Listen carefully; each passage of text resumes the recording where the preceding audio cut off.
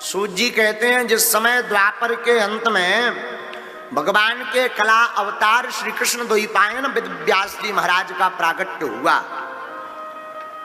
तब अपनी दिव्य दृष्टि से त्रिकाल दृष्टा श्री वेद व्यास जी ने यह देख लिया कि कलयुग में बड़ा उपद्रव होने वाला है। इसलिए वेद व्यास जी ने एक वेद के 4 भाग कर दिए। सबसे प्राचीन वेद था ऋग्वेद, उसके 4 भाग कर दिए। तो ऋग्वेद, यजुर्वेद, सामवेद, अथर्ववेद, 4 वेद बना दिए। 5वां वेद महाभारत की रचना कर दी। 17 पुराणों की रचना कर दी। फिर भी वेद व्यास जी का मन खिन्न रहने लगा। चित्त में बार बार आता अभी कुछ रह गया, और समझ में नहीं आता रह क्या गया। बार बार चिंता में भर गए। उसी समय भगवान ब्रह्मा जी के मानसिक पुत्रों में एक 10 ऋषियों में जिनकी गिनती आती, महर्षि श्री नारद जी, देव ऋषि नारद जी, हाथ में वीणा लिए हुए और वीणा की तार टनटनाते हुए नारद जी नारायण नाम का संकीर्तन गाते हुए नारायण नारायण नारायण नारायण नारायण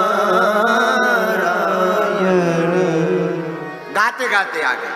देखो, संतों का काम है जगाना, सोए हुए को जगाने का काम संतों का है। वैसे तो मानवों का भी है, पर संतों का काम है सोए हुए को जगाना। और हमारे पूज्य दादा गुरु जी एक दोहा गाया करते थे, सोबत संत जगाइए ले हरि को नाम, और सोबत जे न जगाइए शेर सांप और काम। हाँ, सोबत संत जगाइए ले हरि को नाम, पर सोबत जे न जगाइए शेर सांप और काम। 3 को नहीं जगाना चाहिए सोते समय। किस किस को? शेर, सांप और काम। काम भी अगर सो रहा हो तो पढ़ने दो। किसी को वासना अत्यधिक सताती हो, काम वासना के चित्र बार बार मन में उतरते हो, तो एक उपाय करे, चलचित्र देखना बंद कर दे। चलचित्र देखना बंद कर दे, वासना की बातें अपने आप चित्त से हटने लगेंगी।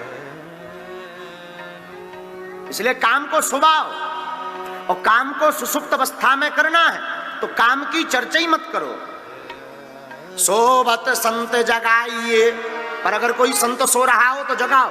अरे साधु जी सीताराम उठो, भुंसारो होगो, ले हरि को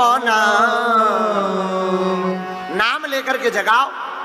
घर में कोई सो रहा हो, बालक विद्यार्थी, जगाओ।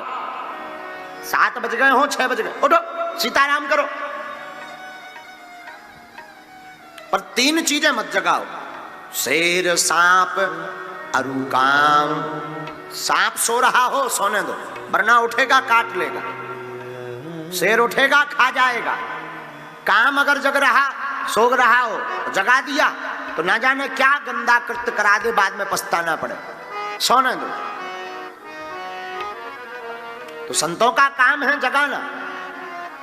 देखो, व्यासपीठ का काम है सत्य बोलना। हम शास्त्र की भी चर्चा करेंगे, सनातन की भी चर्चा करेंगे, और जगाने की भी चर्चा करेंगे। व्यासपीठ से ही सनातन की चर्चा नहीं होगी तो फिर कहां होगी? व्यासपीठ से ही मानवता की चर्चा नहीं होगी तो कहां होगी?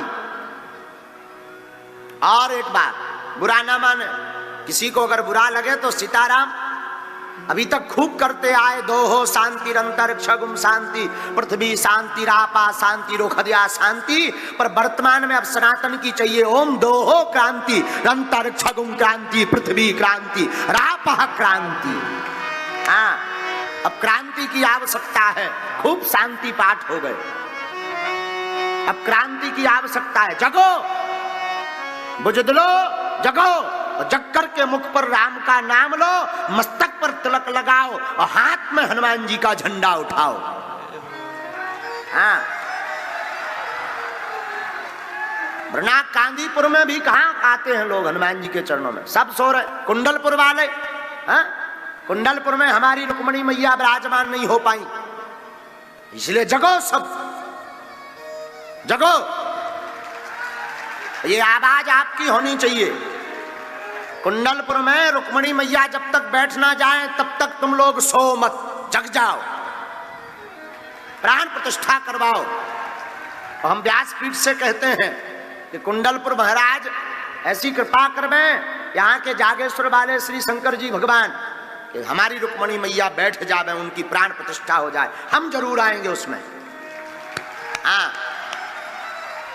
लेकिन ये जागृति तुमसे चाहिए। तुम लोग हो बुझदिल, एक दो दिन चर्चा करते फिर उस मौन हो जाते।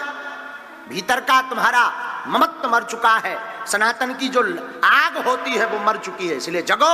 और कुंडलपुर में रुक्मणी मैया की जो मूर्ति चोरी हुई थी वो पकड़ी गई है भगवान की कृपा से, उसे उठा करके फिर बैठा रो और रुक्मणी मैया का विवाह हर वर्ष फिर करवाओ गोविंद के साथ। हाँ? तो साधु जी संतों का काम है जगाना, साधु तो जगाएंगे ही जगाएंगे। तो नारद जी पहुंचे वेद व्यास जी के पास, और चिंता में देखा, देखो संतों का काम है, कोई चिंता में हो तत्क्षण उनके अंदर भगवान बोल पड़ते हैं और जवाब दे देते हैं, भगवान उपाय बता देते हैं। संतों के पास कुछ नहीं होता, उनको तो हरि प्रेरणा देते हैं, अब वो उपाय बता देते हैं। साधु चलता फिरता भगवान का ही रूप है। हाँ, संत चलते फिरते भगवान के ही रूप है। देखो भैया, भगवान को याद करोगे भगवान को आने में बहुत मुश्किल है, क्योंकि अब घर घर में रावण बैठा, इतने राम कहां से लाऊं। अब घर घर रावण बैठे, अगर एक राम का अवतार हो भी जाए सुहागी को लगो हर घरे एक रावण बैठो, अब इतने राम कहां से लावे। तो एक उपाय है, बोले क्या? हमारा सिद्धांत बड़ा उल्टा। दशहरा का दिन आता है तो लोग कहते महाराज अंदर के रावण को मारो, हम कहते रावण खां जिंदा राम दो, अपने भीतर के राम जगाओ, रावण अपने आप मर जाएगा। मारने की जरूरत ही नहीं रावण को। अंधेरा मचा है, बढ़िया LED बल्ब लगाओ 200 वाट का, भाई साहब अपने आप भग जाएंगे अंधेरे राम। बोलो सीताराम।